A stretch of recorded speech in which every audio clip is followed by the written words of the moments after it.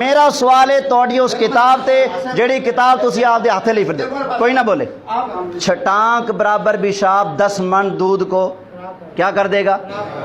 اس ساری کتاب دے اندر بے شک سچ لکھو، ایک جگہ تے نبی پاک دی شان بکواس کی تھی، سارا کچھ ضائع۔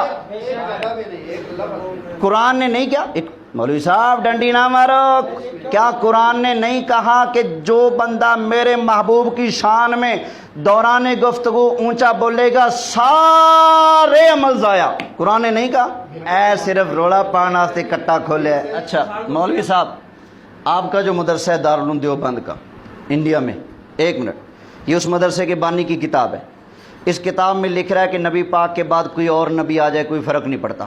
اب بتاؤ، ایک منٹ، تسی تبلیغ کر دیو نا، موٹی جی گل ہے، تبلیغ دے تبلیغ کے کتنے جز ہیں؟ میں سکھا رہا ہوں، چلو میں سکھاتا ہوں، تبلیغ کے کتنے جز ہیں پتہ ہے کسی کو؟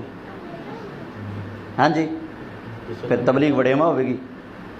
تبلیغ کے 2 جز ہیں، سن لو بھائی، یہ کتاب ہے تقویۃ الایمان۔ اس کتاب کی تناظر میں، اس کتاب میں جو کچھ لکھا ہے اسی کی روشنی میں میں ان کی حضرت کی شان بیان کرتا ہوں۔ حضرت آپ چمار سے بھی زیادہ ذلیل ہو، لیکن اتنا آپ جانتے ہیں کہ نبی پاک کو گالی نکالنے والا کافر ہے، اتنا پتہ ہے کہ نہیں؟ نبی پاک کو ذلیل کہنے والا کافر ہے، اتنا پتہ ہے کہ نہیں؟ ایک منٹ، ٹھیک ہو گیا، کوئی نہیں، آپ یہ کہیں جو نبی کو ذلیل لکھے وہ کافر ہے، یہ کہیں کافر ہے نا؟